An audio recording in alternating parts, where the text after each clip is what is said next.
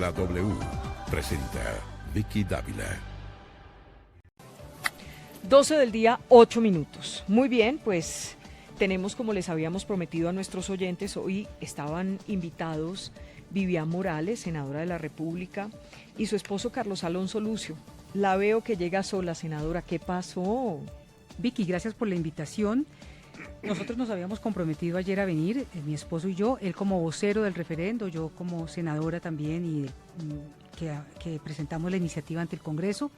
Pero como se habrán dado cuenta los oyentes de la W, esta mañana hubo un incidente bastante doloroso para nosotros como familia, un exceso, un irrespeto a la dignidad de Carlos Alonso en la entrevista de la mañana de la W, que además lastimó a los hijos, y creo que un mínimo de dignidad, y le exigí a él no venir a la entrevista. Sé que con ustedes otra cosa, pero la verdad yo sí creo y estoy completamente de acuerdo en que no viniera, porque fue una ofensa a su dignidad y a la intimidad familiar.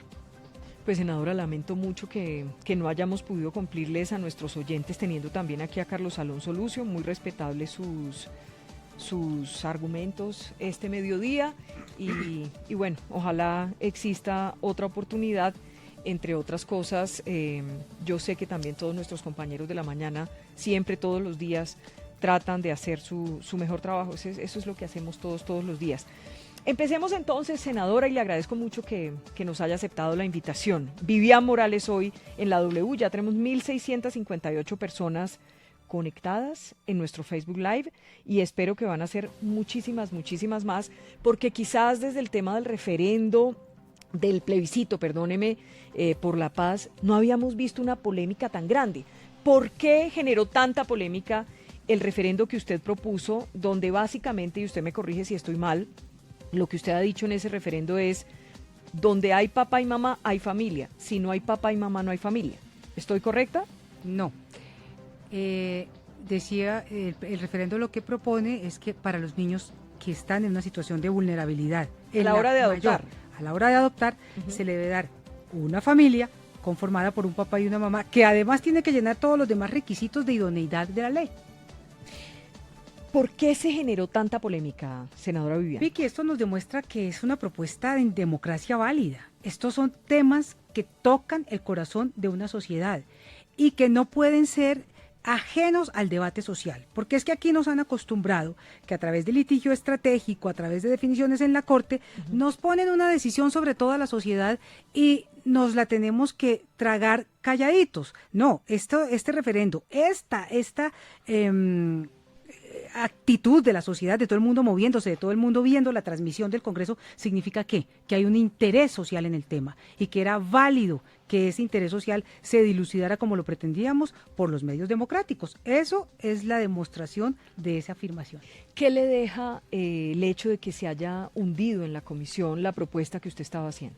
Son muchas cosas. Lo primero, yo quiero decir que a mí me encantó que se hubiera podido llegar a debatir 11 horas en el Congreso de la República, con transmisión, con una altísima audiencia, porque me parece que eso enriquece nuestra democracia. En segundo lugar, me deja el sabor de que el pueblo debe sentir que los mecanismos de participación ciudadana son una promesa incumplida, un cheque sin fondos que le giró la Constitución, porque los mecanismos de participación ciudadana no sirven cuando un gobierno se atraviesa con todo lo que significa la presión del Ejecutivo para que el Congreso niegue el mecanismo de participación ciudadana, que fue lo que pasó ayer. Hubo un gran debate, pero sabíamos desde hace días de la tremenda presión, incluso en la misma sesión. Nosotros llegamos a las 9, comenzó 9:20, faltando un cuarto para las 10, se salieron los congresistas del Partido Liberal. Cuando veo un trino del portal La Silla Vacía que dice: se salieron los congresistas porque los reunió el ministro Cristo para decidir sobre el referendo de Vivian Morales. Lo que estaba haciendo el ministro era decirles que votaran en bancada, no, y fue una imposición tan absurda que mire que uno de los miembros del Partido Liberal, que me había dicho que estaba de acuerdo por convicciones con mi referendo, él se sintió tan incómodo que a las 3 horas levanta la mano, pide la palabra y dice: yo pido que me autoricen la objeción de conciencia, yo no quiero votar en bancada. Le voy a hacer una propuesta. como Dígame. teníamos a Carlos Alonso Lucio Sí. y no pudimos cumplir, Sí. le hago una contrapropuesta, pero usted con tranquilidad me dice si lo acepta o no, teniendo en cuenta que es el gran tema en el país. ¿Abrimos las líneas para escuchar opiniones o prefiere no? Porque esto también puede traer insultos y cosas y no sé qué. ¿Prefiere no? No, prefiero estar aquí con ustedes Prefiere en estar cabina. conmigo. Perfecto. Muchas gracias. Bueno, empecemos por el principio. ¿En qué momento, doctora Vivian, usted dice, mire, yo tengo que emprender esta lucha? ¿Qué le prende a usted ese bombillo? ¿Por qué se le ocurre, mire, no, yo tengo que emprender esta lucha? Usted sabe que yo soy constitucionalista y yo venía observando que la Corte Constitucional cada día iba cambiando nuestra Constitución y los ciudadanos quedaban como con la opinión de que, hola, ¿qué pasó? Pero es que eso no es lo que dice la Constitución y ¿qué podemos hacer? En el 2014, cuando me lancé para la campaña al Senado de la República, dentro de las cosas que yo tenía como propuestas era el tema de la justicia, reforma a la justicia, bueno, una serie de reformas al tema de educación y que se decida por referendo los temas de familia. Eso quedó ahí en el Partido Liberal, para que no vengan a decir, ay, no es que se tomó al Partido Liberal y engañó a los liberales. No, eso estaba ahí como propuesta mía dentro del Partido Liberal, referendo los temas de familia, porque veo que es un tema que le interesa a la sociedad, que toca las fibras de la sociedad y que la sociedad debía pronunciarse. Cuando viene la sentencia de la Corte Constitucional del 4 de noviembre de 2015, nosotros ya habíamos iniciado porque sabíamos que había tutelas, demandas que la Corte iba a definir y habíamos empezado el proceso y a partir de ahí es que se prende la ciudadanía y se activan y en menos de 3 meses, ¿no? A diciembre, enero, febrero, se recogieron 2.300.000 firmas para ese referendo. Se han dicho muchas cosas sobre esto que usted ha emprendido, esta lucha política, digámoslo así, que usted ha emprendido. Quisiera como plantearle varias. Una, que definitivamente usted se dejó llevar por la religión para emprender una lucha política. ¿Qué les dice a todos aquellos que piensan que en esta discusión pesó más el tema religioso, independientemente de cualquiera que sea la religión? Incluso el otro día oíamos un audio que lo presentaron incluso aquí en la mañana en la W, donde usted pedía que a las iglesias como colaboración y acompañamiento. ¿Pesó más ese tema religioso, doctora Vivian? Vicky, yo lo que no he podido entender es lo que tratan de decir que una cosa es el Estado laico, el respeto de las iglesias y del Estado, pero otra cosa es decir que la sociedad y la cultura no valen. La religión es un fundamento muy grande en la cultura de una sociedad. Los colombianos, si usted hace una encuesta, el 90% son creyentes, creen en Dios, católicos, cristianos, de distintas. Entonces decirle a uno que porque cree no puede pensar y de acuerdo con esas convicciones y que no puede poner sobre el tapete de la discusión cosas que uno cree pero que tienen una validez racional. Es que yo creo que decir, discutamos si es o no es lo mejor para un niño en esa situación de vulnerabilidad que tenga un papá y mamá. Demos las discusiones, traen argumentos científicos, traen argumentos sociológicos. Eso es parte de unas convicciones y de unas creencias que le hacen ver a uno al mundo de esa manera, pero en la que estamos el 80% de los colombianos. Entonces, a mí ni me avergüenza ni me parece censurable que la gente tenga una fe y que de acuerdo con esa fe vea el mundo y que de acuerdo con esa fe también sea ciudadano, porque es que los valores que tiene la Constitución también se identifican con planteamientos seculares del cristianismo de mucho tiempo. Senadora, ayer tuvimos la oportunidad de entrevistar, estaba aquí con nosotros una ex magistrada, la doctora Clara. Ella dice que ella es cristiana, pero que ella y que muchos cristianos se sintieron traicionados con la recolección de firmas que ustedes hicieron. ¿Por qué? Porque ahí se hablaba, era de las parejas homosexuales, pero que nunca se dijo, por ejemplo, lo de los solteros que podrían tener la oportunidad de adoptar. Ella es madre soltera y tiene 2 niños en adopción. ¿Qué le dice usted a todos ellos? Y ayer le escuchó también en el Congreso usted exactamente que dicen que ustedes los podrían haber traicionado. Ahí hay 2 preguntas en una.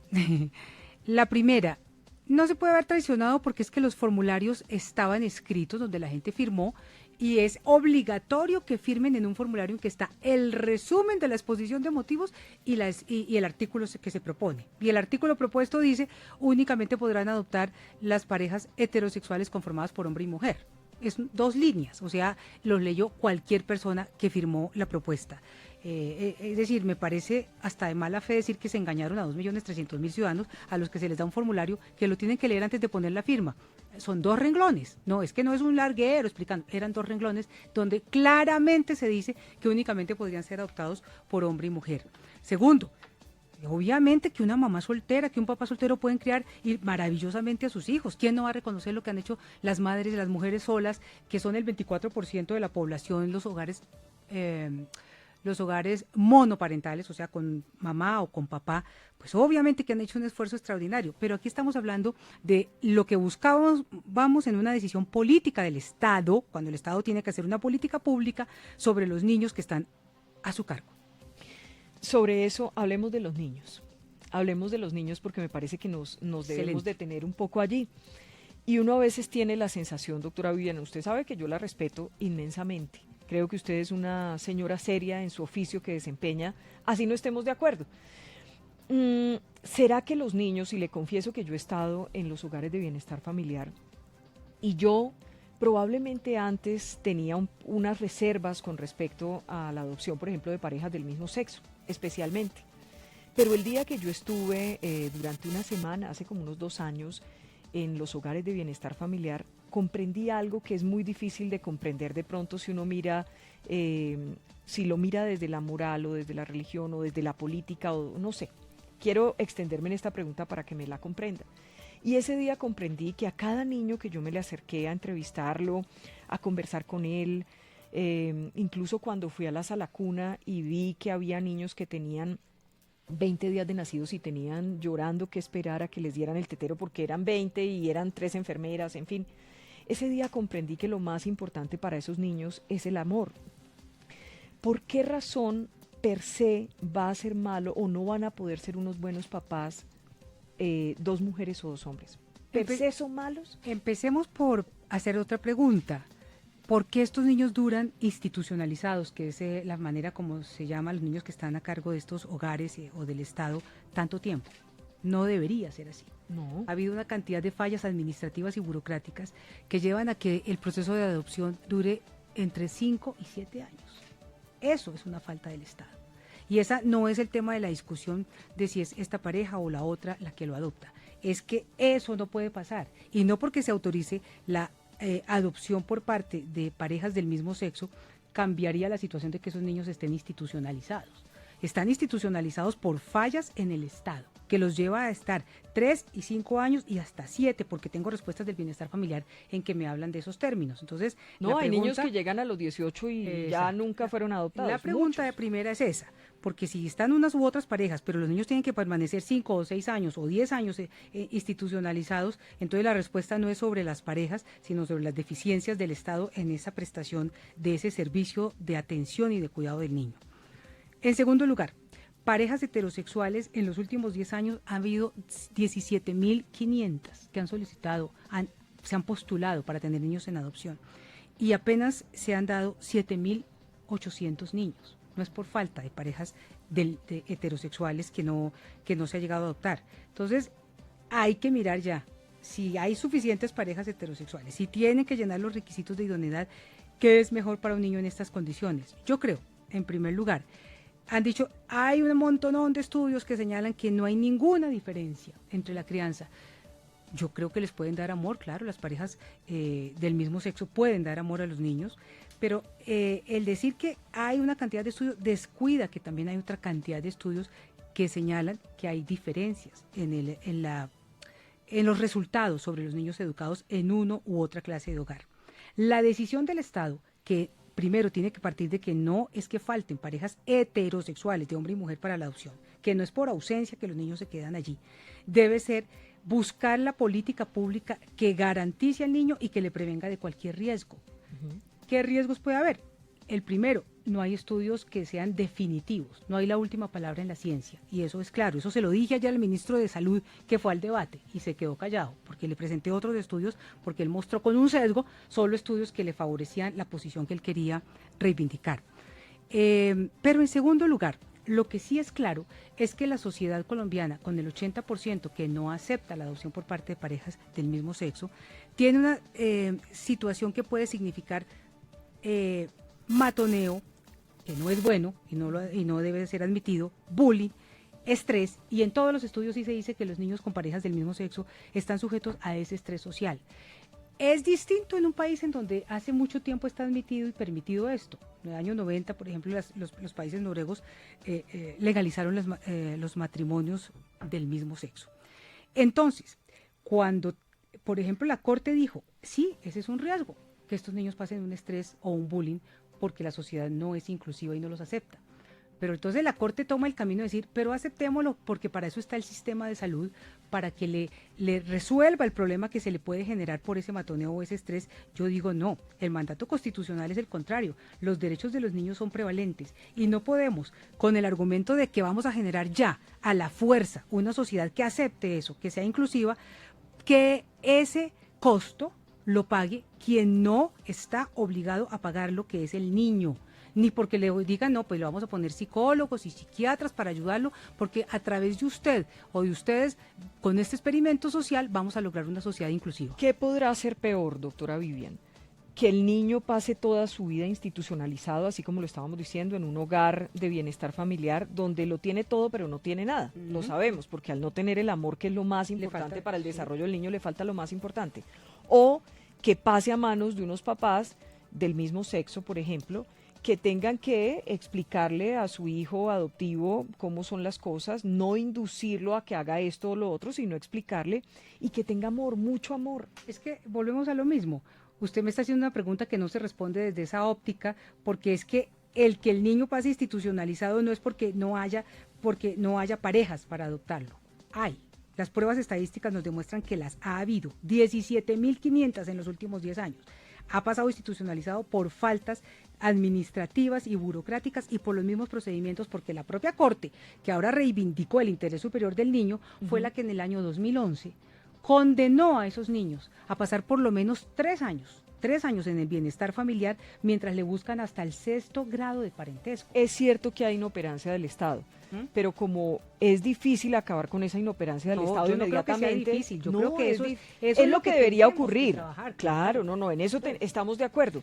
Pero mientras eso ocurre, pues los niños siguen estando allá. La pregunta con va ahí- parejas heterosexuales u homosexuales. Sí, exacto. Porque si usted se va a demorar Claro, 5 pero si le años en quitan la dárselo. oportunidad, ¿no es como quitarle una oportunidad más a esos niños? No es quitarle ninguna oportunidad, porque es que si no hubiera parejas heterosexuales para adoptarlos se les quitaría.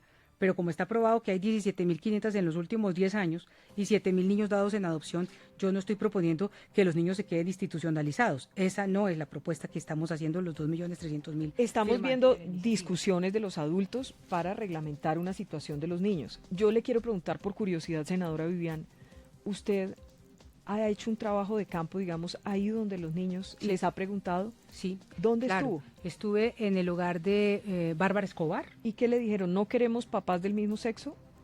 ¿O qué logró usted allí en esa...? Mire, no le quiero decir el tema porque sé que de pronto No, dígamelo, lastimaría, sí, me parece, lastimaría que vale la pena. algunas sensibilidades, pero los niños sueñan con tener un papá y una mamá. Siempre sueñan con tener un papá y una mamá. Sueñan con amor y con tener un papá y una mamá. Sí, he hablado ¿Sintió con usted ellos. rechazo en los niños a la posibilidad de tener padres del mismo sexo, por ejemplo? ¿O padres solteros? No le voy a contestar su pregunta porque... Pero no me cuente el detalle, pero dígame si sintió rechazo de los sentí niños. que si lo primero que le preguntas es quiero tener papá y mamá, quiero tener papá y mamá. No te responden quiero tener 2 papás, te responden quiero tener papá y mamá. ¿Y Eso los es lo que te bebés? responden. ¿Y los menores? Bueno, los bebés no responden. Por eso, no responden, por eso, Óigame. pero ellos también tienen derecho a Eh, tener Esta es un una hogar. discusión muy difícil, pero yo creo que cuando usted le respondió al presidente que usted tenía el 80% de la gente en la calle con usted, yo creo que eso es cierto. Las mayorías están de acuerdo con que, más que con el referendo, es con que eso sea así, con que haya una prohibición. Sí. A raíz de toda esta discusión y de toda esta lucha suya, muchos dicen, Vivian Morales es homofóbica. ¿Es homofóbica Vivian Morales? ¿Cómo podría ser yo homofóbica si tengo una hija que amo, respeto, admiro, que tiene una orientación sexual diversa? ¿Es su No soy- única hija? No, yo tengo 3 hijos. Ujú. Yo tengo 3 hijos. No, yo no soy homofóbica. ¿Cómo puedo ser homofóbica si si he trabajado en mi equipo, si en mi equipo hay personas homosexuales que saben cuánto aprecio, cómo hemos trabajado, cómo nos hemos entendido, cómo nos queremos mutuamente, ¿no? Cero homofobia. Usted ha tocado un tema muy importante y le voy a pedir permiso No, para sobre hablar de ese ese tema, tema. Solamente no una más. pregunta. No, solamente una pregunta. Una pregunta. O dos preguntas. Déjeme hacerle dos preguntas Le que van a pica ser la con mucho lengua, usted respeto. Con mire, mucho se le ve respeto. que le pica la lengua No, por hacer esas preguntas. pero quiere que le diga algo, se las voy a hacer con mucho respeto. Porque yo también soy mamá. Y parte de mi posición hoy frente al tema tiene que ver con que yo tengo 2 hijos hombres y quizás mañana tengan otra orientación sexual, no lo sé. Entonces los voy a respetar y amar igual que como los amo hoy. Entonces por eso quiero que me acepte esta pregunta como mamá. ¿Ha tenido discusiones sobre el tema con su hija? ¿Se ha sentado a hablarlo? ¿Ella le ha expresado su posición? ¿Lo han hablado o no hay ese espacio para hablarlo? Mire, este tema ha sido muy duro, sobre todo porque los medios han sido crueles. La señora Claudia López y Angélica Lozano han pasado todas las fronteras de la dignidad humana a través de los trinos. Ha sido un tema duro y cruel, y en mi hija he encontrado la persona más madura, más valiente, más serena. Obviamente tenemos en ese tema posiciones distintas, pero nos respetamos y en el amor entendemos la posición de la una y de la otra. Y eso no ha dañado para nada nuestra relación. ¿Y ella qué argumentos le ha dado? No, pues el argumento Le dice que usted está equivocada y que ella es la que tiene la razón. No hablamos de que yo tengo razón y usted es equivocada, porque es que cuando hay amor, decirte que te has equivocado y señalarte, pues ya te daría Sí, incomodidad. sí, sí. No, hablamos y, mami, yo pienso esto. Y le digo, yo pienso esto. Y me dice, te respeto. Perfecto, no más. Y la última pregunta sobre ese tema que le dije que eran 2. Gracias. ¿Cierto? No, pero no se ponga incómoda con eso. ¿Le incomoda ese tema por lo que es de familiar? Sí, porque tengo un enorme respeto por mi hija y creo que hay temas que son de su intimidad, Sí. que yo no tengo derecho, ella es una persona adulta, a Ujú. ventilarlos públicamente. La última pregunta sobre ese tema es, a ver, ¿cómo me hago entender? Usted tiene una responsabilidad frente a la sociedad, frente a la gente que la eligió, frente a su iglesia, digamos, frente a la gente que usted representa, ¿cierto? Sí. Y me imagino que lo que usted está haciendo hoy políticamente hablando, pues esa lucha que ha emprendido, la ha emprendido para tratar de interpretar a toda esa gente que la eligió. ¿Sí? Hasta ahí vamos bien. Estamos bien. ¿Cómo puede uno legislar en contra de los intereses de su hijo? Perdóneme que se lo pregunte así, pero yo creo que estoy en la obligación de preguntárselo. Vicky, esa pregunta es muy importante. Hay un artículo en la Constitución que dice que los congresistas deberán votar consultando únicamente el bien común y el interés general. Y en la construcción de políticas públicas uno debe preguntarse cómo construyo el bien común y el interés general, y de eso se trata. Esos son pruebas profundas del ser humano, en donde la solución que uno puede dar es actuar de acuerdo con lo que considera que debe ser el bien público, el interés general, y sin embargo, compensar con el amor infinito para rodear a esos hijos. No es nada fácil ese No debe ser equilibrio. fácil, porque entre No, otras no es cosas, nada usted nos ha fácil. contado que Nada fácil. este mediodía que su hija le ha expresado claramente su posición. Claro. Y piensa uno, y entonces si ella quiere ser mamá de esa manera, ¿usted sería ella abuela? quisiera ¿Aceptaría a la nieta o el nieto? No sé. Mire, hasta aquí llegamos con las preguntas sobre Está la bien. intimidad familiar, porque yo tengo también que respetar la intimidad No, y de se la mi hija. entiendo y Y le estamos agradezco hablando que- sobre una persona adulta a quien amo y respeto, a quien amo más allá del límite. Mi hija lo sabe, y eso ha permitido que, aún en estas luchas, en donde tenemos estas divergencias, ella también respete mis posiciones y las entienda, porque yo creo que ella también entiende que aquí hay algo de una expresión de unas convicciones muy profundas y de una comprensión o una idea de lo que debe ser la política pública sobre los niños para adoptar y sobre la familia, que mi hija entiende cómo, o sea, que responde de verdad a un interés común. Usted decía, me han dado duro, yo la oí diciendo el otro día, los medios de comunicación, los mismos colegas y demás. ¿Se ha sentido matoneada, doctora Vivian? No me he sentido, he sido. No me he sentido, he sido terriblemente matoneada. ¿Qué es lo que más le ha dolido, doctora? Pues, por ejemplo, que yo estuve aquí trabajando en la mesa de trabajo de una emisora de Caracol, tuve amigos del medio, me conocen y fueron capaces de poner con unos adjetivos. Una cosa es que no compartas argumentos, otra cosa es que te pongan y ellos mismos, personas que creíste amigos, te llamen ruin, fascista, miserable. Entonces esas cosas como no las logro entender, porque yo creo que a mí me conocen y yo pongo mis argumentos sobre la mesa, me pueden responder con otros argumentos, pero con unos adjetivos que descalifican en lo humano. Eso me ha dolido profundamente. Segundo, la tergiversación, porque tratan entonces que Vivian es enemiga de las madres cabeza de familia. ¿Cuándo, por favor? Es que las madres cabeza de familia son de lo más admirable que tiene este país y no son precisamente las que se van a presentar para adoptar. Las madres cabeza de familia son personas que también están en estado de vulnerabilidad y que el Estado debe asistir y ayudar a cumplir su tarea. Que Vivian quiere impedirle a las madres solteras criar a sus hijos. Entonces dice uno, pero esto es demencial y me parece que ahí hay mala fe. Y eso me ha dolido. Doctora Vivian, a propósito de todo esto que le ha ocurrido, bueno, cuando está en la calle, por ejemplo, me imagino que hay gente que la aplaude. Yo insisto, y yo sé, usted sabe que pienso en ese sentido diferente a usted, pero estoy segura que en la calle la están aplaudiendo. No, me ha pasado O sea, cosas. mucha gente se le tiene que acercar a decirle que usted tiene la razón. Pero La creen también. No, yo les quiero contar, y si me lo permite, les voy Claro. a contar una situación personal hermosísima que viví. Iba muy enferma, más o menos en octubre, noviembre del año pasado, cuando ya el referendo se había aprobado en Comisión Primera del Senado, a una cita porque estaba con una faringolaringitis y me senté en un centro de Colsanitas a esperar la cita. Cuando llegó una mujer con otra señora, con otra mujer, y me miró muy feo y me dijo algo hiriente. Sí. Bueno, pasé, me atendieron, volví a salir y cuando salí me dijo esta mujer, usted no está enferma, usted lo que tiene podrida es el alma, ¿cómo se atreve siendo madre a discriminar a su hija lesbiana? Esto en un centro de salud en donde yo iba enferma, que me moría de la fiebre y me ordenaron unas nebulizaciones y yo me quedé callada, sentada, la miré y me produjo un dolor tan profundo en el alma. A mí me incapacitaron por 3 días, pero yo creo que yo duré 5 del dolor que tuve en el alma.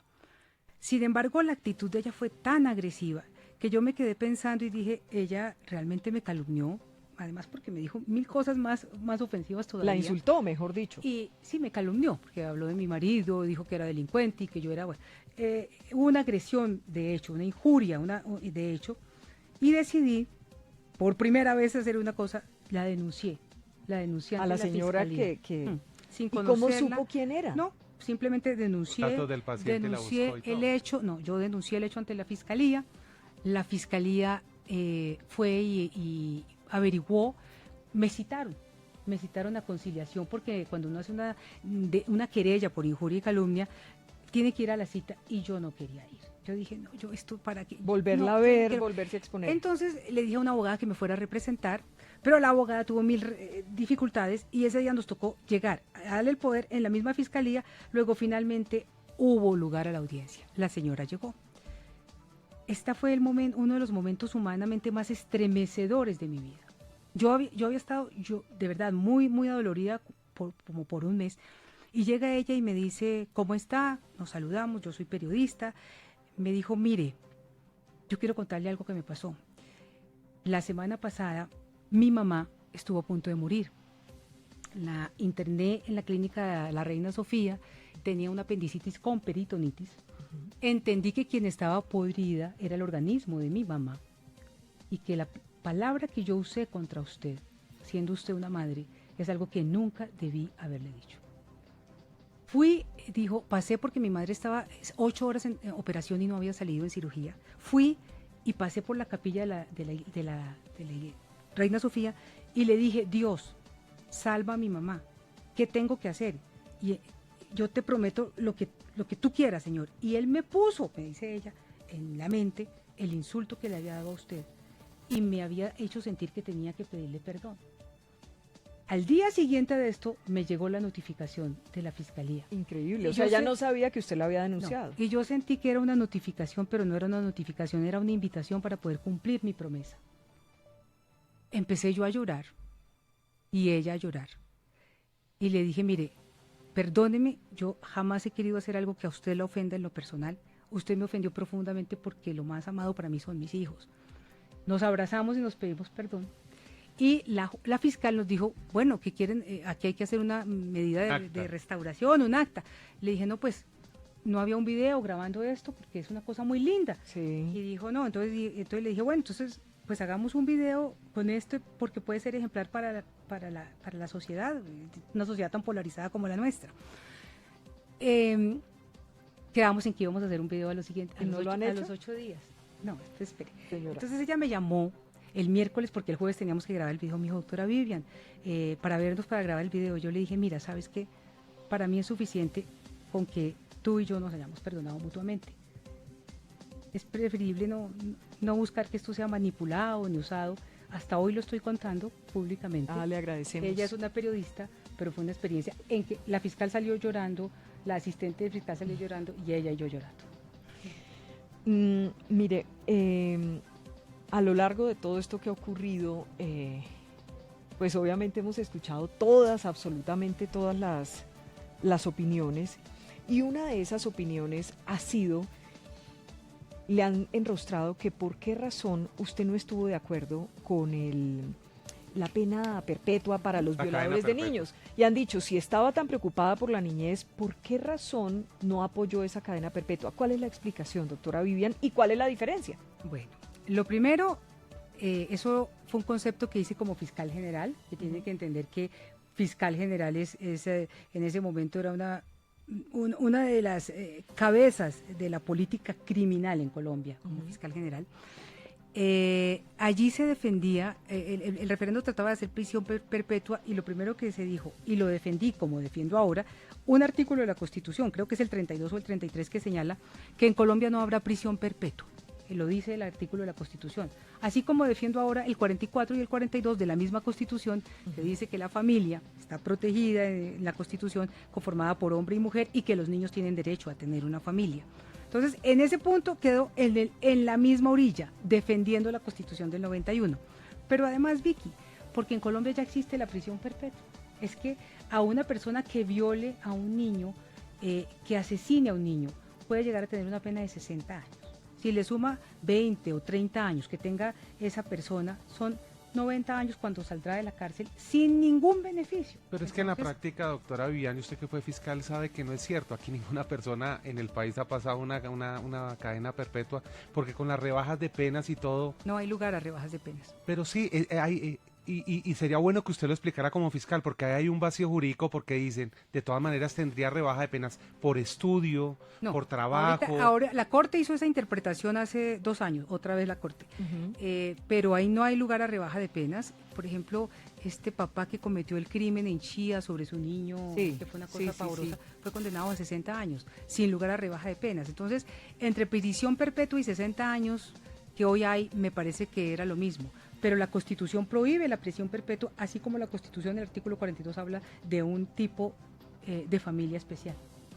Doctora Vivian, volviendo al tema de la religión, ¿se siente usted que la han discriminado por el tema religioso? Usted dice, mire, yo tengo unas convicciones religiosas y todo, pero yo estoy defendiendo la Constitución. Es su idea, usted puede estar equivocada, pero es su idea. ¿La han discriminado por sus convicciones religiosas? Mire, ahora están discriminando tremendamente a las personas por las convicciones religiosas. No hay respeto, se burlan. Por ejemplo, hace poco que hubo una elección de magistrados a la Corte Constitucional, los 2 magistrados que fueron elegidos por el Senado fueron criticados profundamente por el hecho de que la una era católica y el otro era cristiano.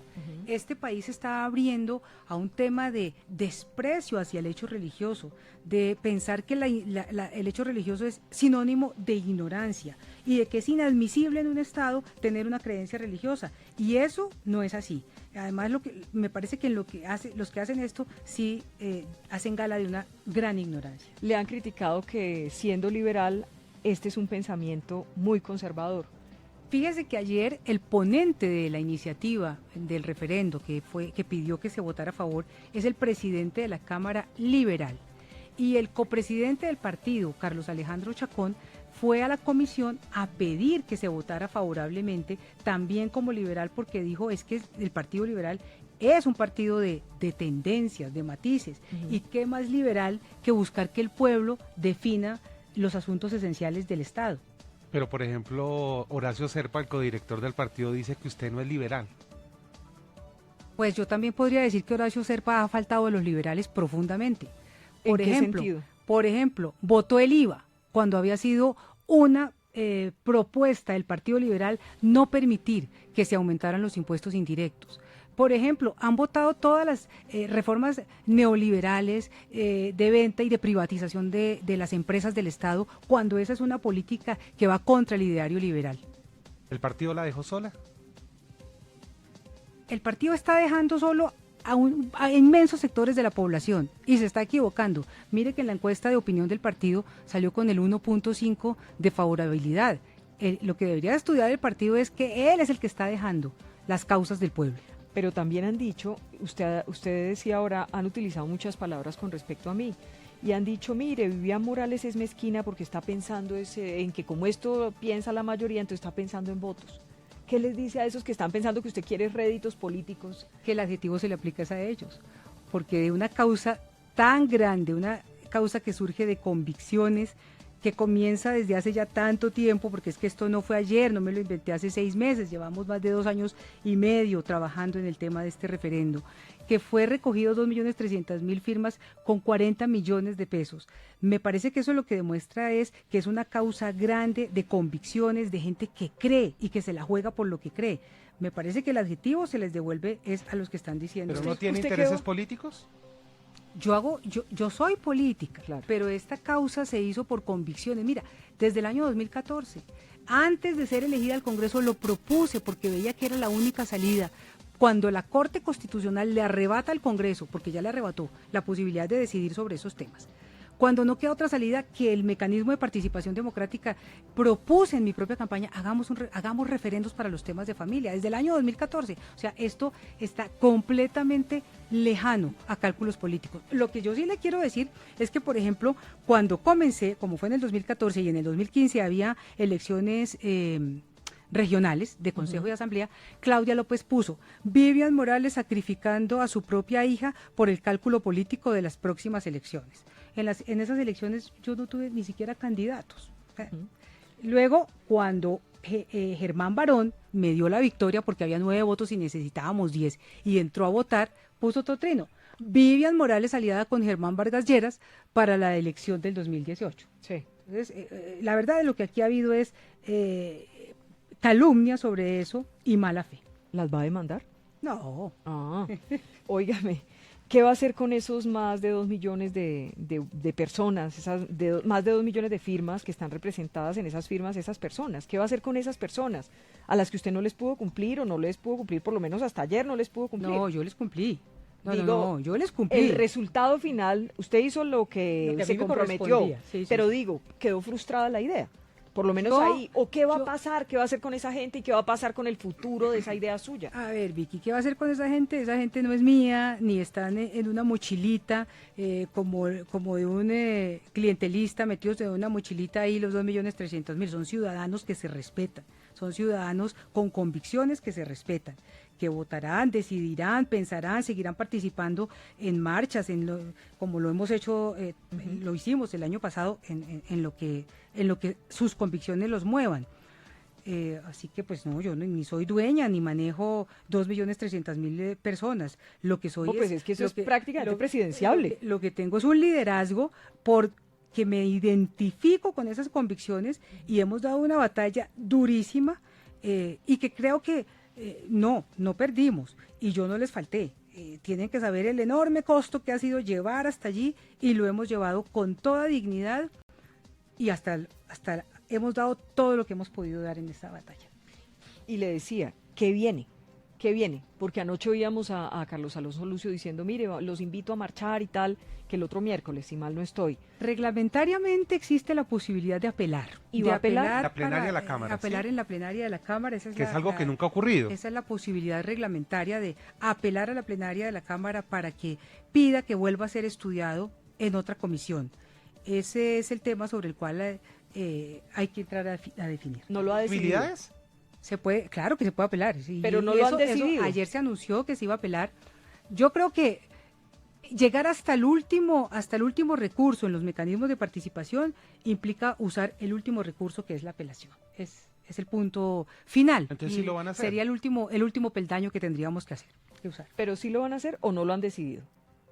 Estamos estudiando la posibilidad de la apelación. Otro punto por el que la han atacado ha sido por Lucio, por el papel de Carlos Alonso Lucio en esta lucha que usted está dando de su idea. ¿Le ha dolido, le ha molestado, sabiendo que iba a ser difícil, cómo toma la decisión usted? Lo voy a dejar que me acompañe en esto. No, es que lo voy a dejar a que me acompañe en esto, es que nosotros estuvimos desde el comienzo Juntos. en juntos. eso. Es que no es que venga para acá, acompáñeme, no, es que juntos creemos en lo mismo. Carlos Alonso es cristiano, cree igual que yo, tenemos las mismas convicciones. Entonces no es eso, estuvo en el comité promotor, ha trabajado intensamente, hombro a hombro, con los demás miembros también del comité promotor en esta causa. Entonces no es un invitado, venga para acá, acompáñeme. Ahora, sé que en esta sociedad, ayer por ejemplo, un representante liberal, me pareció bastante atrevido, le dijo que tenía con qué autoridad moral hablaba, y yo le dije, momentico, a ver, diga lo que usted tenga que decir y dígalo aquí, porque además, usted que ha votado que los guerrilleros de las FARC, que tienen delitos de lesa humanidad, vengan acá y se reintegren al sistema político del país, yo sí quiero que me diga con coherencia como liberal qué es lo que aquí está endilgando. Se tuvo que quedar callado. Yo quiero aprovechar una oportunidad, ya nos quedan como 5 minutos de entrevista, entonces quiero aprovechar la oportunidad para preguntarle, Vivian, ¿cuánto hace que salió de la Fiscalía? De la Fiscalía el 1 de marzo de 2012. Imagínese, ya 5 años. Hoy, 5 años después, ¿qué opinión tiene de lo que ocurrió? De la salida insólita, sí, pues hubo una decisión, claro, sí, pero ¿usted cree que hubo algo más? Claro, esa decisión fue movida por intereses políticos. Yo era supremamente incómoda en esa fiscalía porque, como algún día lo dijo, creo que fue el propio Germán Vargas, yo era inabordable. A mí no me hablaban abogados de ninguna de las oficinas, no tenían conmigo acceso en nada, no podían, es decir, las decisiones fueron de una rectitud, de una lucha frontal contra la corrupción, que me volví demasiado incómoda. No solamente a un estamento, a varios. Y sé que hubo presiones de distintos lados para ese fallo en el Consejo de Estado, que fue un fallo sin grandes fundamentos jurídicos. Eso es lo que demuestra que hubo una gran presión política. ¿Y esa presión política de quién fue? Por eso le digo, hubo varios sectores. ¿Cuáles son? ¿Quién la ¿Qué sacó? sectores? Pues miren ustedes quienes me atacaron mientras ejercí la fiscalía. Miren ustedes de dónde venían todos los ataques. No, pero usted ya después de 5 años no me puede salir ¿Quién con la eso. sacó? ¿Quiénes ¿Quién la sacó a la sacaron? fiscalía? Eso sería, no, a mí me sacó el Consejo de Estado. Es una decisión de verdad incomprensible. Detrás de eso, ¿quién estuvo? Pero ahí hubo presiones de muchos sectores. Le pregunto, ¿del uribismo hubo presión? Ahí hubo Lo digo porque usted llevó a imputación o Agroingreso seguro. complicó, digamos, se les complicó la situación a algunos uribistas. ¿Usted cree que los uribistas tuvieron algo que ver en su salida? Hubo presiones de muchos sectores, no solamente hice investigaciones en eso, frente a los exministros del expresidente Álvaro Uribe. Había muchas investigaciones abiertas que no le gustaban a muchos sectores con poder, y tuvieron un eco político, un eco en la decisión del Consejo de ¿Y Estado. la fregó ser mujer? ¿En la Fiscalía? Sí, en que la tumbaran. ¿Hubiera sido un hombre, lo hubieran tumbado, digámoslo así? A veces pienso que sí, que entre los hombres se crean otro tipo, digamos, de solidaridades, de amistades, y el medio aún de las cortes es muy machista. Las mujeres estamos en minoría en las altas cortes. ¿Hubiera podido hacer usted mucho más en la Fiscalía? ¿Siente que la tumbaron porque estaba haciendo mucho o qué? Pues en un año, sacamos adelante el tema de agroingreso seguro, el tema de las interceptaciones, el tema del carrusel de la contratación de Bogotá, metimos a la cárcel a los Nule, a Samuel Moreno, a los contratistas de Bogotá. Llamamos a 18 concejales de Bogotá a interrogatorio, de lo cual después solo se supo de 4 que había seguido en pie, en firme. Entonces yo creo que en un año se hizo mucho más de lo que en ese mismo tiempo han hecho otros fiscales. Y sobre ese tema la última pregunta. le cobraron también, yo recuerdo una entrevista que hicimos cuando, creo que fue una semana antes de Sí, salir, sí. y usted me decía, yo tengo 50 años y yo no tengo por qué explicarle a nadie con quién vivo, ni con quién me caso, ni nada. ¿Le cobraron su relación con Carlos Alonso Lucio? Han tratado de usar siempre a Carlos para atacarme. Entonces, que si su esposo fue guerrillero del M-19, que si su esposo fue asesor en el proceso de paz de Ralito, que si no sé qué, siempre lo han usado. Hay periodistas que se han encarnizado con eso, como María Jimena Duzán, que siempre ha buscado sacar eso de una manera torticera. Sí, lo usan, sin duda, como lo trataron también de hacer ahora en el tema del referendo. Rafa, nos quedan 3 minutos. Rafa, ¿me escucha? Usted decía, Sí, sí, le escucho muy bien. aquí ya se está Eh, poniendo los audífonos. Ya, listo. Solamente una pregunta o un par de preguntas así brevitas. Hablaba usted de que la situación que la ciudadanía colombiana no está preparada para un asunto de inclusión tan importante como este. Decía que es distinto en Noruega, en países donde el matrimonio homosexual está legalizado desde hace tiempo. Por tanto, le pregunto, ¿cree usted que en algún momento la sociedad colombiana avanzará en esa dirección? Yo lo que creo es que este tipo de decisiones tienen que estar sintonizadas con el sentir de la sociedad. Yo pienso que tampoco puede una Corte Constitucional, como lo ha hecho en Colombia, imponer a punta de sentencias una visión de sociedad a todos los demás ciudadanos y que además va a afectar, como se señala, por el riesgo del estigma y del estrés a los niños. Creo que las sociedades, esta discusión del referendo tiene eso de validez, que amplía la democracia, que la hace democracia deliberativa, y es en esos diálogos en donde la sociedad puede cambiar o mantenerse o decir, creemos en estos argumentos. Yo no tengo una bola de cristal para saber hacia dónde avanzará la sociedad, pero lo que sí creo es que es muy válido hacer un gran diálogo social sobre esos temas. Pero un diálogo social se haría, digamos, con una excelente información a la sociedad sobre informes de expertos de la Asociación Americana de Psiquiatría, de las españolas, de las inglesas, de las francesas, de las colombianas incluso, para que la sociedad pudiera llevar un debate que no fuera un debate tan visceral como este.